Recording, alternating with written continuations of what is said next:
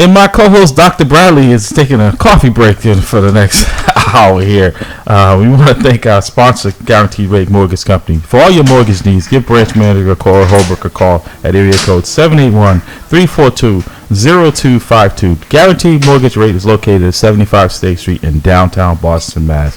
Guaranteed Mortgage Company, guaranteed to exceed your expectations. Again, we have quite a few guests in studio and on the line this morning, so I am going to go around and have them introduce themselves in a moment. Folks, I know folks are out there listening and paying attention. I know it's going to be difficult to get in. The lines are tied up this morning, so if you have any comments or questions, you can send them to the Facebook Live feed there, and we'll try to get them answered for you. But we have some experts here in the housing and the mortgage industry here this morning to help folks. There's been some changes. Interest rates have gone up 0.25%, so it's going to affect whether or not that may put some people out of the home buying game. So we got some folks here to try to help navigate you through that. So without further ado, with ladies first, I'm going to introduce Jessica Boatwright. She's the Deputy Director of Housing Development. I'll let her fill you in on what she does and welcome her to the broadcast. Good morning, Jessica. How are you? Good morning. How are you? Good. Welcome to the roundtable. Good. So I work at the Mayor's Office of Housing. We're formerly known as the Department of Neighborhood Development. I think a lot of folks know us as D&D. D&D, yes. But we are now MOH. Okay. Same great work, great new title. Yeah. And in my role, I oversee all of the city's investment in the development of new housing and also the preservation of existing units. So we do both homeownership and rental production. We also have a program called the Acquisition Opportunity Program, where we help developers purchase what the news and researchers will often call naturally occurring affordable housing. So housing where people can afford their rents right now, but there's no deed restriction, so they're at risk of losing that affordability. We help developers purchase those properties and income restrict them. And then we also oversee the disposition of publicly owned land for community development use and community benefit, and often those properties are developed for home ownership or new rental development. Okay. Wow. It's a lot. Name change, but a lot of work still going on. Yeah, so lots of work. Thank you, Jessica. And to my right here, David O'Sullivan. It's tomorrow, St. Patrick's Day. I'm sure he's been celebrating. So you want to pull up so we can get that. There we go. Good morning. I'm David O'Sullivan. I'm actually the former president of the Builders and Remodelers Association of Greater Boston, and I'm not here. Also, good.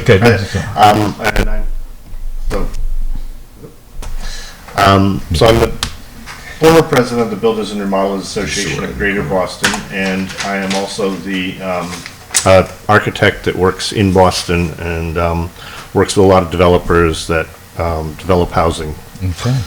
And on the line, we have Jim Coletta from Guaranteed Rate Mortgage Company with the new construction. He's calling us all the way out of Chicago. Good morning, Jim. You can introduce yourself to our audience, please. You got it. Good morning. Thanks for having me on. Yes, Jim Coletta, as you mentioned. I'm from Guaranteed Rate. I am in Chicago. It's cold and rainy here. I'm not sure how it is in Boston, but we're excited for spring. I know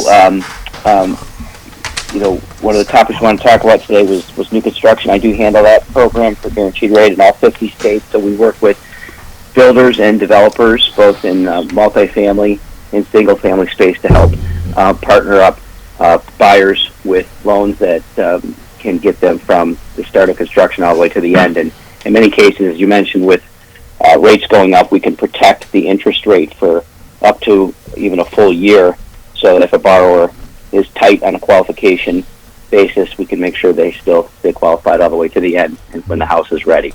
So happy to answer any questions on that, and looking forward to talking with the rest of the group. All right. And also on the line, Michael Galanti from Guaranteed Rate. He's in the renovations vice president, and he's based out of New Jersey, but he services the Boston area. Is that correct, Michael? Introduce yourself. That's correct. I'll let you fill in the blanks there.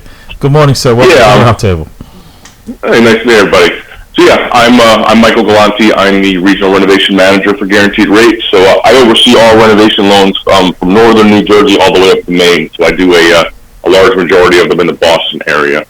So we specialize in doing renovations on existing houses. So unlike Jim, that's doing new construction ground up, we're doing renovations on anything that is existing, 1 to 4 unit properties and mixed use properties.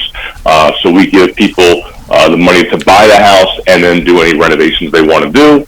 Also, we do them as refinances. So if anybody already owns a property and they want to do renovations to it, we handle that as well. So we have a handful of renovation loans available, and we do a great job as far as servicing the clients and getting them money to do the work they want to do whatever updates, whether they're cosmetic or required repairs to the properties. All right, and last but not least, we have on the line Scott Palmer. Scott is with the building and remodeling. Scott, introduce yourself to our audience, sir. Hello, this is Scott Palmer. I'm the Executive Officer of the Builders and Remodelers Association of Greater Boston. And Bragby represents the about 350 companies in the area, all involved in the creation of residential housing throughout Boston, whether it's single-family homes all the way up to the big multi-family homes. So it's great to be here this morning. I look forward to the conversation. Thank you. So, welcome again, folks, everyone. So I want to go back to Jessica, because I know she's with the mayor's office, and it's always glad to have someone here from City Hall, especially here on a Saturday morning.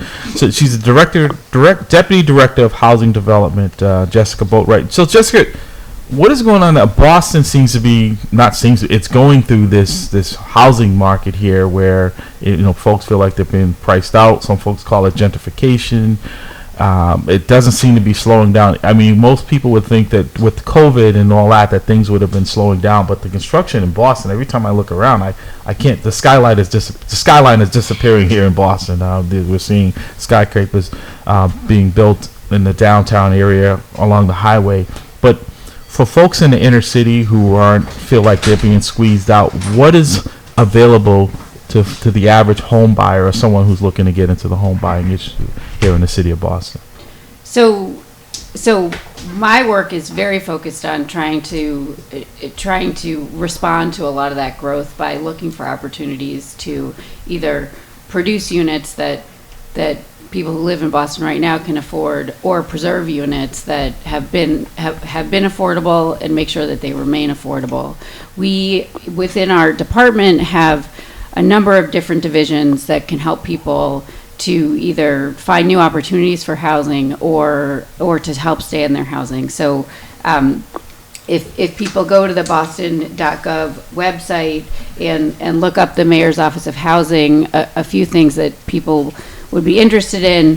First, particularly for renters or also for property owners who own small property. A lot of small property owners in the city are very interested in helping to keep places affordable, but also really need to pay their building expenses too. Our Office of Housing Stability does a lot of one-on-one work with both renters and property owners to help people who are housed in their housing.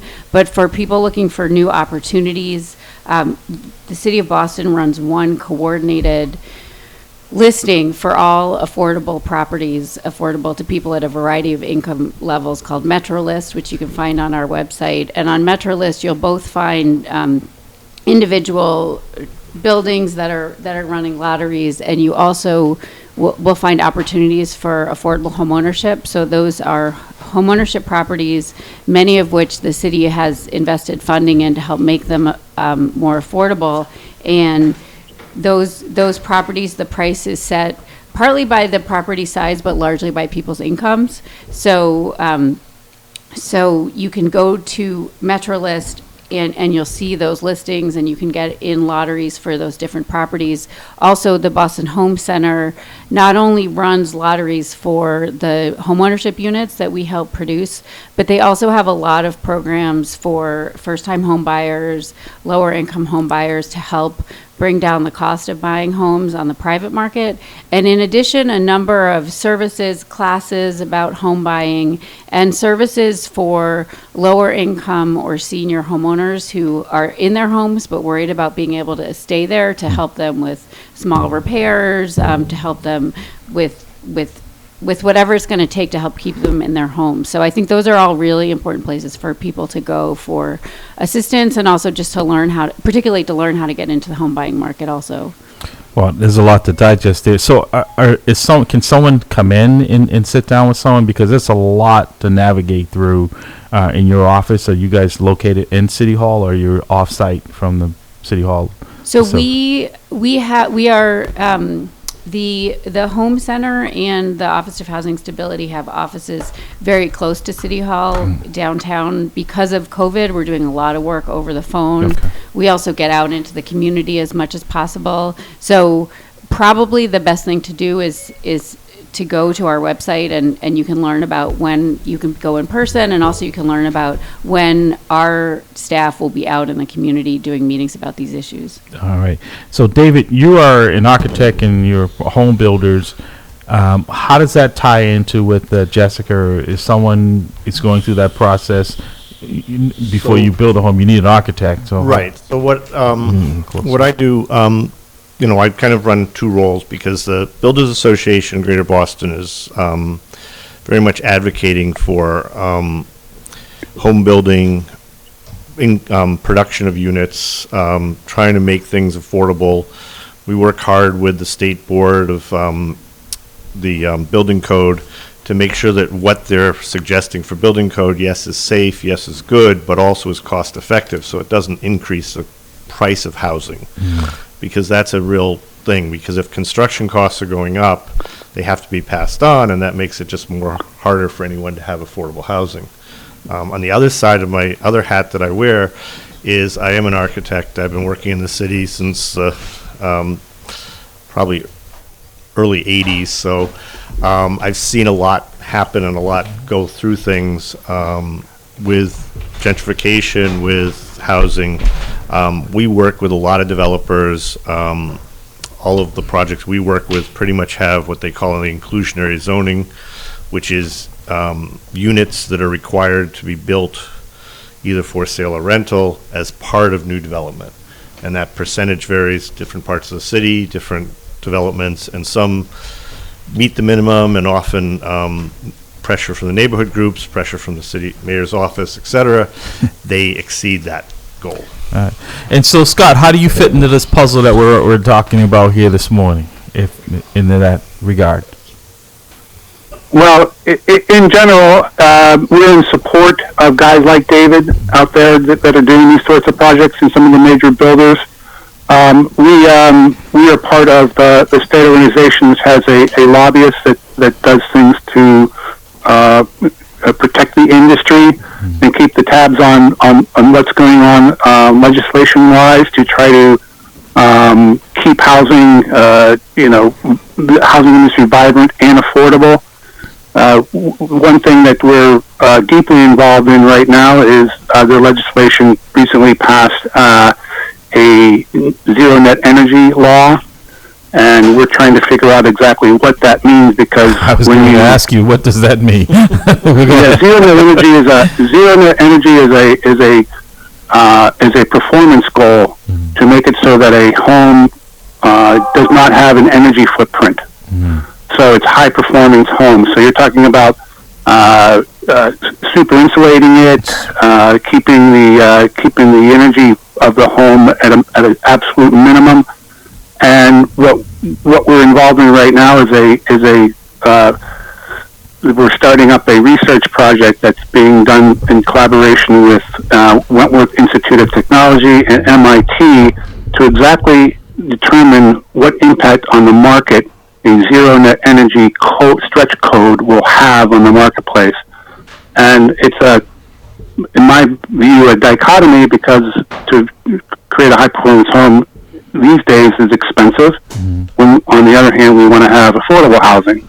So we're in a process right now to figure out how best to create affordable housing, but also create high performance housing. So, Can I? sure. Oh, I just want to throw in on that point. And it's great that we're in a roundtable and we can talk about this. But in 2021, my department worked on a study. The city had just implemented a carbon zero by 2050 goal, which is the city's goal to have zero emissions across the city.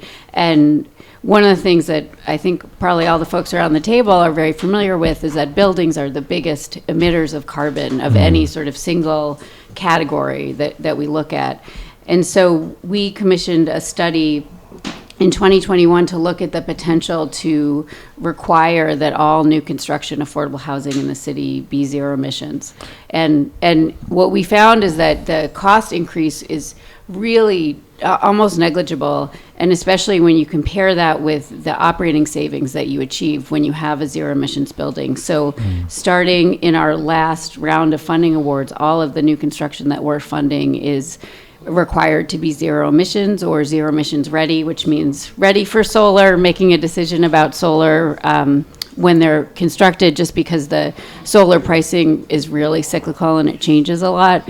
But I would point your group towards our zero emission study, because I think it's a really nice summary of what you can achieve with buildings, and it also is, as Scott was saying, it's really based on performance metrics and not on a prescriptive way to get there. So we're super excited about this work and really believe that there shouldn't be an additional cost for affordable housing. So it's great that you all are working with Wentworth on that. So is that commonly known for folks as like a greenhouse type of construction that people talk about?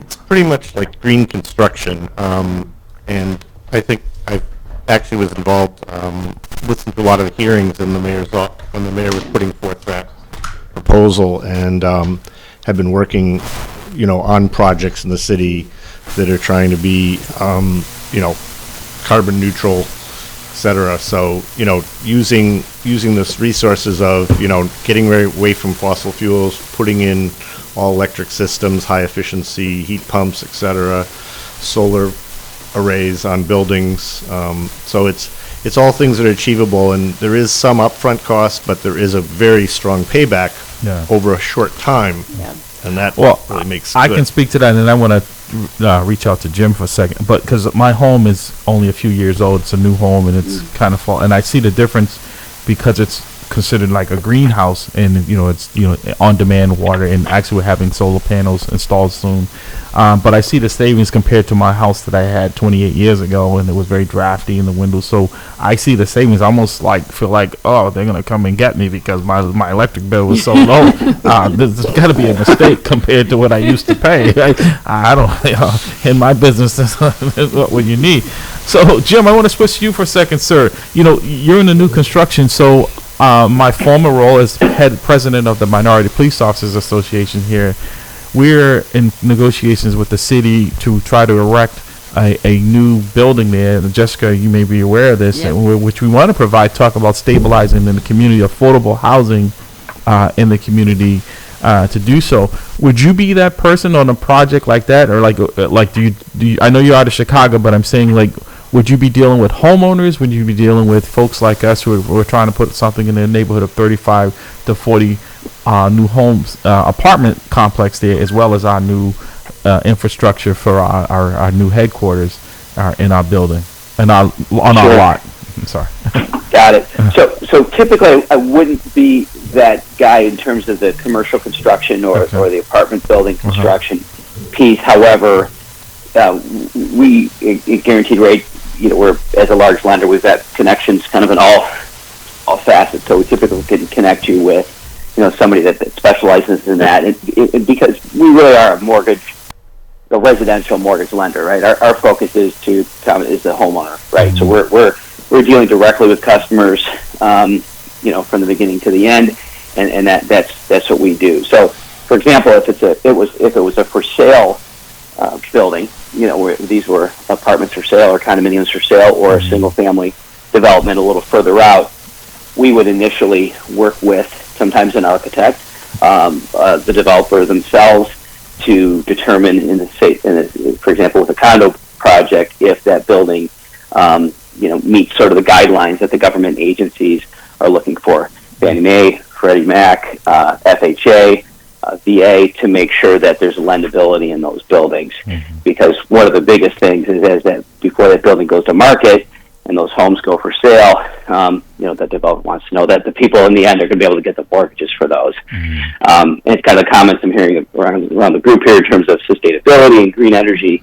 Those are all wonderful things, and we're seeing more of that. It does cost more money. New construction costs, as we all know, are up. Supply chain and labor shortages and stuff are not going away that we can see anytime soon. So, and with the rise in interest rates, more and more it's becoming difficult to make new homes affordable. So that's where anything that we can do as a lender to partner with developers and architects up front to dovetail what we could do and ensure there's at least that affordability component we're going to do. Yeah. All right. Before I introduce Cora, who brought us all together here this morning, I want to go back to Michael Galante for a second from Guaranteed Rate. So, Michael, on the renovation side, what would be your involvement in a project? Are you just with like homeowner renovations, or is this at different levels? Like, is it for corporations or businesses that are renovating these? Yeah, so similar to Jim's answer, so we strictly just do it on the residential side. So we'll be dealing directly with homeowners. So, for example, if a property came on the market, whether single family, multifamily property, mixed use property, and somebody wanted to buy that property, that homeowner would apply directly with us. We would they would do a mortgage application. We look at their qualifications. We look at their income, their assets, their credit. Make sure they are qualified to buy something like that. We would go over terms, payments, out-of-pocket expenses. But they're definitely affordable. So you can do as little as 3.5% down of the total acquisition cost. So we look at what the purchase price is plus the total renovation escrow amount, which is the renovation cost. We have a contingency in there like a safety net, post-closing inspections, draws, permit fees, wherever the town or city is going to charge to issue permits. So we take that all together as the total acquisition cost, and the buyer can put as little as 3.5% down on that number, and they can buy a 1 to 4 unit property with that 3.5% down, as long as certain lending limits are met. So there's definitely affordability there as far as to make those loans and for people to take them. But to re-answer your question, it is only for the end homeowner residential, so they're not being made to like corporations or anything like that. Okay, so I want a follow-up question with you. So if someone is looking at a property that's not habitable and it needs renovations, but a lot of times it's more difficult to get a loan on a property like that, you would be that specialist that they would talk to get Exactly, yeah. So so an example I give a lot. FHA's 203K is the most common renovation loan, and they have a rule that as long as it was an existing property at one point, so that means as long as somebody lived in there, as long as a CO was issued at one point in time, we will then close as is on that property regardless of its current condition, and do the loan on it. So, for example, let's say that house is missing a roof. Let's say a storm came through, ripped the roof off, rained a few times, there's damage inside the property, mold all everywhere. We will still close on that property as is, as long as part of the renovation budget, we have the replacement of the roof and the remediation of the inside. As long as we're accounting for that, we will close as is. Buyer can take ownership of that property and then do the work. And they can still do that with as little as 3.5% down of the total acquisition. So it's great for people trying to buy houses. So a lot of people think that these properties, they can only be bought cash, and it eliminates a significant amount of the buyers out there. But with these, you can buy them with financing, and there's a less competition on these. So right now we're seeing, on turnkey properties, people are going to open houses, and there might be 10 or 15 offers on these houses, and people are getting bummed out that they can't get an offer accepted. And I take 5 to 6 calls a week with people saying, we keep getting our offers rejected. We want to maybe try to go after something that might have a little less competition. That's the properties that are distressed. Not as many people are interested in those properties because they can't move right in them.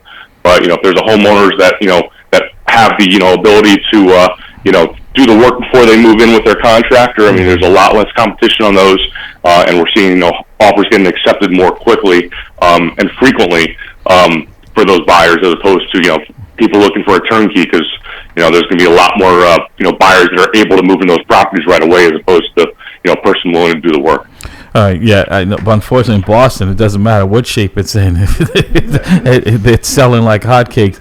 With that said, I want to introduce the person who brought us here this morning, Cora Holbrook from Guaranteed Rate Mortgage, a branch manager for Guaranteed Rate Mortgage Company.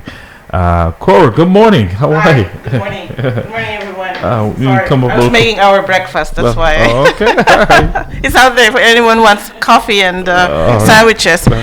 Yeah, so, I'm actually not talking too much today because Michael and we're talking about affordable housing and making it in a good, nice shape. That's why I brought in also Michael and you brought the A-team today. Yeah.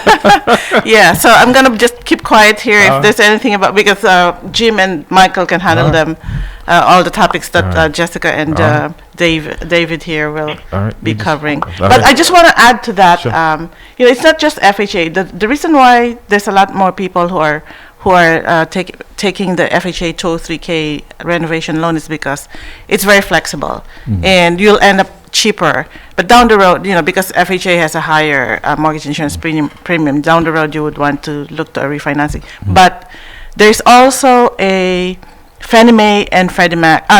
Freddie Mae, we call it the home style renovation loan. So this is the conventional loan. So, and also VA, Mike, there's also a VA loan up to $50,000, right? So maybe. Yeah, we do 100% financing on VA renovation loans up to $50,000 worth of work. We have a lot of members of Mamleo who are veterans, so you might want to, cover it a little bit more. Okay. Thank you. So, Jessica, as I was just alluding to, there's not much inventory in the city of Boston. Even what Michael was talking about on the renovations, not much to renovate because before in certain communities there was a lot of abandoned properties and parts of Roxbury, Dorchester, Mattapan, and even land. You just don't see that anymore. So, are these opportunities realistic for people who need to get something so they can get the folks like Jim and Michael and Dave and Scott in the city's inventory there? Because a lot of these are as well being bought up by developers, and there's very little opportunity for the average homeowner that's looking to get into the housing market, particularly here in Boston. Yeah, I think it's a really challenging market, and you're right. It is hard to find a property here that nobody is interested in, right? Where there's no competition. We in my work, we're really focused on building the pipeline of city subsidized units where we have more impact on the pricing, and we also have a lot of impact on the quality and on supporting developers and things like that too. But we are really laser focused on building that pipeline, and I'm really pleased that just in city supported units, which are slightly different than the inclusionary units that David was talking about, we've exceeded 1,000 new permits for new production or preservation in the last couple of years, which is really exciting. And I did take a look just yesterday at what the pipeline is across the city in terms of what's in construction and what we're working on, right? So there's over 2,000 affordable units in construction right now. That includes I just want to stop, and I apologize because explain affordable, because it has a different terminology here in Boston now. No, that's very true, and so I tried to pull a little bit. It's hard because the federal government sets guidelines for area median income, so that's sort of going off of an index of what's the median income for Greater Boston, and then taking off from that, affordable being below the area median income, and then there's a combination of federal guidelines and city guidelines around how rents and ownership prices are set. So and that's done by household size. So I'm not going to bore everybody by reading out like the whole chart of what area median income is, but I just pulled this morning. So for a family of 4 in the Boston area, 100% of area median income is just over $120,000 a year.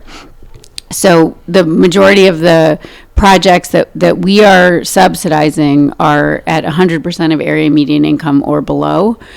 So, and on homeownership, most of what we're putting money into is for families or individuals who are at 100% of area median income or 80% of area median income.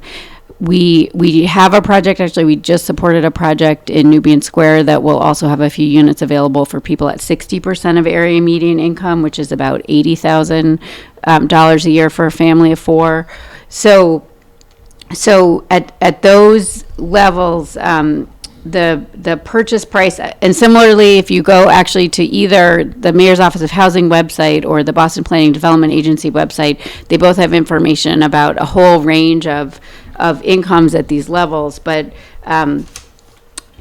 for a purchase price for a 2-bedroom, an 80% AMI 2-bedroom unit that is city supported, the price point is around $240,000 for a unit. Wow. And for a 2-bedroom for 100% of area median income, the purchase price is going to be around $314,000 a unit. Now that varies a little bit based on amenities, location, whether it's a single family or in a condo building, but it's sort of indexed around there. So as folks who've been out on the market know, that's significantly below what you're seeing on the private market, and we are really focused on trying to create opportunities to create more of those units, because as you're saying, we can't. Right, but realistically, you might have 300 people competing for maybe 10 units in that price range, right? So it sounds good in theory, but realistically, the opportunity to obtain one in the Boston market is really been exhausted. Yeah, I think we are. We run the lotteries for properties that we are subsidizing on homeownership that are below 20 units. So sometimes we have large condo buildings. Those lotteries will be run by the property management companies or the condo management companies that are managing those buildings. And you're right, we are getting an average of 120 people in those lotteries, and it's hard to see that because we wish we could build them faster. Right. I think we have a really robust pipeline of homeownership units right now. This administration is really interested both in homeownership and in other efforts to help close the wealth gap in the city. So we are hoping to see even more development opportunities. And I want to say this is sort of a side component of this, but we also recognize that there are a lot of Boston-based developers, right, who want to be in the game too, who want to be participating in the economic development opportunities that are offered through building a city subsidized unit. And we're particularly focused, especially in our smaller homeownership developments, on helping to create access to opportunity for development companies that are owned by people that live in the communities where those units are being built. And that has been something that the Mayor's Office of Housing has been focused on for a long time, but we've been trying to create additional enhancements to those opportunities to help make it easier for people that live in the neighborhoods where the houses are being built to also be building their own development businesses from those projects. And that has to be challenging because the financial infrastructure that needs to be in place to compete is just usually not there for minority contractors or builders trying to build up to be complete with the JF Whites and those big conglomerates that usually you see those signs. The only person I can know that even comes close is Cruz Construction when I think of a minority developer that's doing that type of work here in Boston. I don't see any other signs of anyone of color on any of these large projects that are taking place in our communities. That said, I just so before I go back to Scott, because I have a question for him as well. So David, on the architectural side, a lot of people don't understand, because I've built homes and even what we're going through with Mamleo, the front end side of someone like you is so important on the architectural and the cost. Can you explain a little bit about how that operates? So one of the things that, we work with a lot of developers. We work with a lot of small developers. We've actually, have several developers that we work with that buy small unit depressed houses, and basically, when you're doing these small buildings of 10, 15 units, there's still an inclusionary housing affordable component. So they do work with the local people and local neighborhood groups to kind of recognize opportunities. And I think that it's great, the shift recently, it had been a big push of just rental units, affordable rentals, which really doesn't gain anything for people. But what I think is good is, and it had started kind of in the past administration, and it's very strong in this administration, putting more of an emphasis on home ownership. And I think that that's a way that everyone knows they can build equity, because you may get low rent and it helps you for the short term, but it doesn't help you to build wealth and build things. So that's really good. No, exactly. So Scott Palmer, can you explain to our listening audience what is it Bragby? Am I pronouncing it correctly? What that is? Scott, you there with us? Yes. Yeah. Can you I'm explain? here. Yeah. Can you explain to our listening what Bragby is? Am I pronouncing that correctly? You are. Okay. Yep. It's the Builders and Remodelers Association of Greater Boston's acronym. Okay. And we're the oldest residential home building association, trade association in the area. You mentioned the cruise companies. They're a long-standing member of our organization, as is David's Sullivan Architects. So we represent a lot of the major developers in the area and support them from a advocacy standpoint. From as I said, protecting them on that net zero energy, or keeping them involved in that net zero energy conversation. Also did work with the mayor's office on that carbon action plan when that program was going on, and was supporting that exercise also. Okay. Jim, on that new construction side of things, if I'm a homeowner looking to get into that, because it's a lot of hand holding there on the new construction piece, and people don't understand. Having gone through it, I understand it probably a little better than most. Can you explain to folks what they might be looking at if they're talking about taking on a project like this on their own, even though they're going to have to find a builder, but what that entails a little bit more on the new construction? Sure. Sure, it goes a couple different directions. In some cases, it's a pretty straightforward process where if it's a developer building a condominium project, for example, and the builder has already set the prices and the building's underway or is about to get underway, really it's just a matter of the customer putting the down, whatever that down payment is, and in some cases that can be, hopefully it's the product that's 3.5% down, like Michael mentioned for FHA. There's some other programs, or there's even some down payment assistance programs that we could pair with our standard mortgages. But essentially, that builder, once you put that money down, or that whatever that deposit is, you're done until the home or the condominium is ready. That's the easiest way. Another way would be if someone's building a home out in the suburbs or just further out. Some of those developers and builders work the same way, where you go in, you pick, you kind of pick out your home and the lot and the colors. The builder owns the lot, and then you can, put a deposit down, and the home was ready. And sometimes it used to be 4 or 6 months. Now it's more like 6, 9, and 12 with all the delays we're having and everything else. But the third way, I guess, there's three, is a construction to perm loan, where the borrower is required to get a separate loan. And that's a more complicated process. And that's probably where you hear the nightmare stories come from, more so, where there's just a lot more involved in the potential delays and price increases, and the customer is responsible for paying along the way. But I would say most of the homes, there's about 1.4 million new for sale homes that will be built throughout the country this year. I don't know the number specifically for the Boston market, but that includes condominiums, townhomes, and row homes, and single family homes. And the vast majority of all those for sale new homes are done through traditional financing, meaning a 30-year type mortgage. It doesn't have to be a 30-year mortgage, where there's a down payment put up front and the builder carries the financing. So really the customer is just responsible for acquiring that initial down payment, and hopefully we can work with them from a credit standpoint. And in many cases, I'll tell you that we've been able to help borrowers sort of coach them along. Maybe they don't have that down payment initially. Maybe their credit score isn't quite where it needs to be for the investor and the lender to give them that money.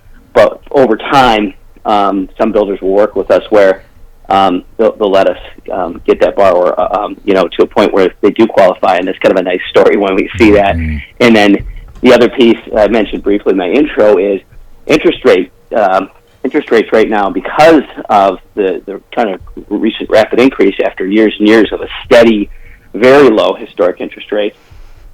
People are concerned, and builders are concerned, because if an interest rate is today at 4.5%, for example, and that customer qualifies based on that 4.5% rate, well, in a year, when the house is ready, if rates are 6, let's hope they're not, right? But if they're 6, that customer doesn't qualify anymore. That could be a big problem for everybody, right? So one of the things that Guaranteed Rate offers, and other lenders in some cases do as well, is to protect that rate, meaning we lock that rate for 1 year at the 4.5%, keeping the borrower qualified ideally all the way to the end. So that's one of the ways we try to help people. Because the last thing you want to do is build a brand new home or have a condo you're waiting for, and then when you're ready to close, you don't qualify for. So that's one of the ways we handle that. All right. So, Michael, on the renovation side of the house, is that people accessible for not just the press properties? For instance, if I wanted to, work with the city and get put an addition on my home, would that fall into that same category, or is it mainly like the press properties that you work with? Yes, no, you can do it. You can do all cosmetic work if you already own the home, or if you're looking to buy a home and just do cosmetic work. So we do a good amount of those where, especially now, where let's say a family might have outgrown the home, they had a couple kids, and they no longer fit in the house, but because of what's going on in the housing market, where they're having a hard time getting an offer accepted on a new bigger house, they're just saying, okay, we'll just stay where we are at. We'll hire an architect and a contractor, and we'll add a level to that house. So yes, we will do the financing for that. All right. So folks, we've got literally we've got a few minutes left. Not a few minutes. We've got a few minutes, and I want to, because we've got such a large group here today, I want to give everybody at least a couple of minutes as I go around the table. If there's anything I didn't cover that you feel that you want to give to our listening audience, so we're going to start with to my right here, David, if you don't mind. One of the things that I think is a great opportunity that Michael was talking about, because I know a few years ago I wanted to buy some income property to live in so that I could be owner occupied and kind of reduce my housing costs but still live in the city. I started looking at buildings, and they were all fixed up and they were beautiful, and I had a lot of competition, and I ended up picking up a 4-unit building that needed a lot of work. And I didn't know about Michael's program, but I had a lot of trouble finding a lender that would do it, because basically in the 4-unit building, 2 of them were uninhabitable. So I think that's a great opportunity for somebody to, even with the 2 and 3 families, so that they can get in and do that kind of loan and then have a renter in there to help offset the thing. And that's an even better way to grow wealth faster. I agree. Scott, we're going to go to you next. Yeah, one of the other aspects of the housing industry is, of course, the workforce that we have, which is in very short supply. So we are doing things to improve the workforce, and with support of development of trade classes in the area. And another aspect we do look at and support is the program of Rebuilding Together Boston. I was just at a site down off of Blue Hill Avenue last week, checking out a group of our carpentry trades students who are helping support a job down there of rebuilding a porch system in a home. So there's a lot of space down there that just has fallen on disrepair, and having these funded programs to help rebuild those things and make them habitable again is really great and rewarding work. Okay.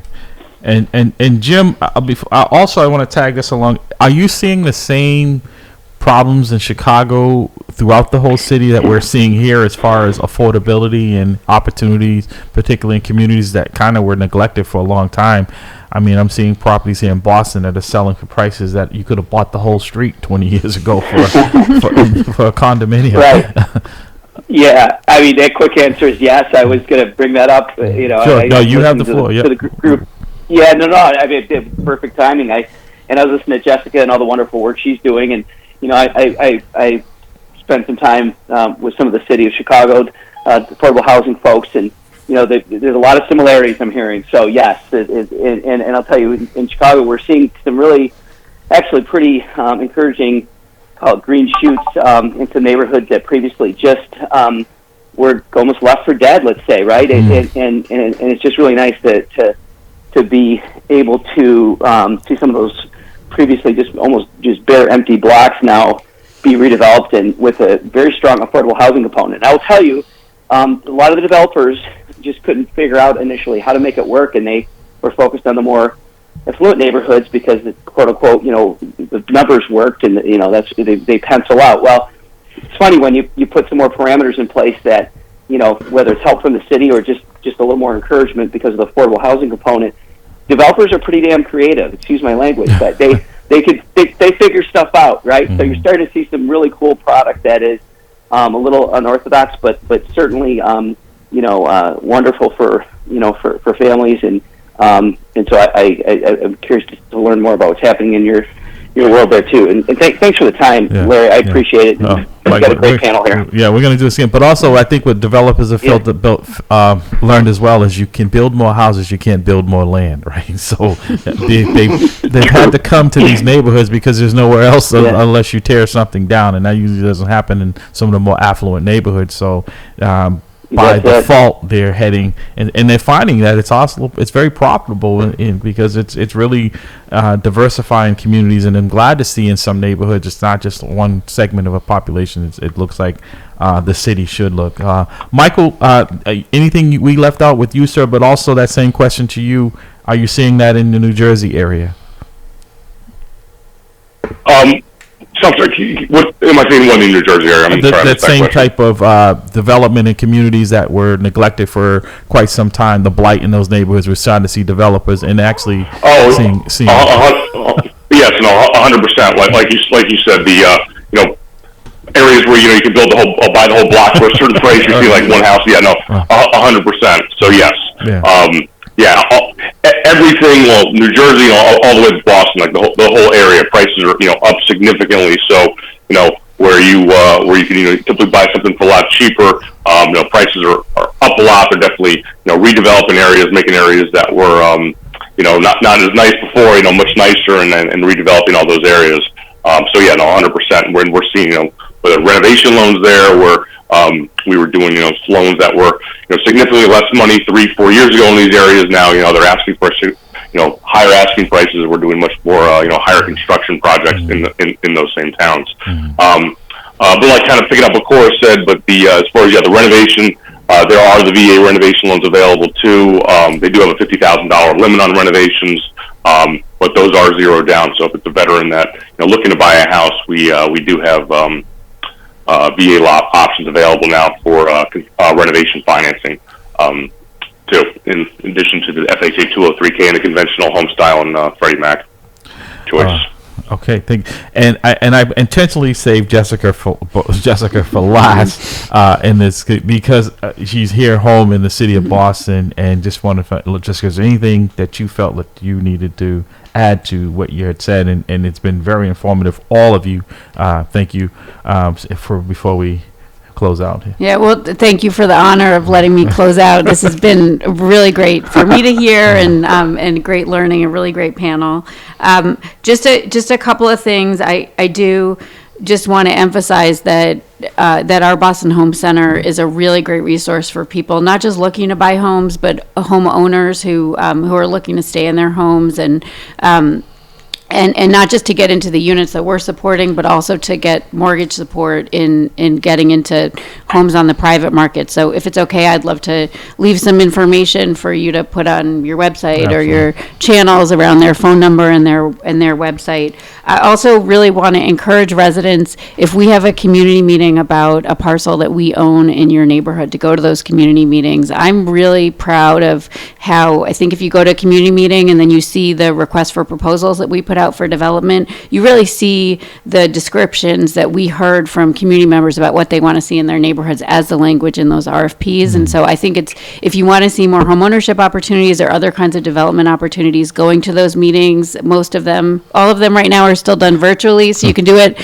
from your home or your office or your kids' activity in the afternoon or whatever. I really want to encourage people to go to those. And then lastly, we are really serious about creating opportunities for people from the neighborhoods who want to get into the development business to have opportunities to do development with the city. So we're emphasizing that a lot on our Blue Hill Ave initiative, which you can look up online.